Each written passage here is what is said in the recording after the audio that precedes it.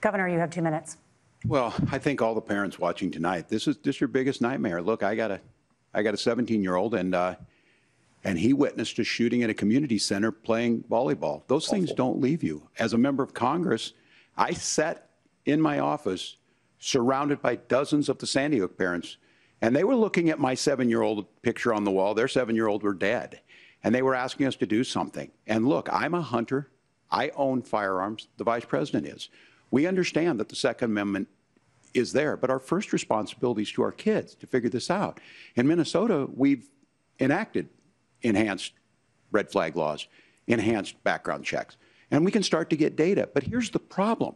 If we really want to solve this, we've got folks that won't allow research to be even done on gun violence. And this idea that we should just live with it, here's what I do think, that this is a good start to the conversation. I 100% believe that Senator Vance hates it when these kids, it's abhorrent and it breaks your heart. I agree with that. But that's not far enough when we know there are things that work. I've spent time in Finland and seen some Finnish schools. They don't have this happen, even though they have a high gun ownership rate in the country. There are reasonable things that we can do to make a difference. It's not infringing on your Second Amendment. And the idea to have some of these weapons out there, it just doesn't make any sense. Kamala Harris, as an attorney general, worked on this issue. She knows that it's there. No one's trying to scaremonger and say we're taking your guns, but I ask all of you out there, do you want your schools hardened to look like a fort?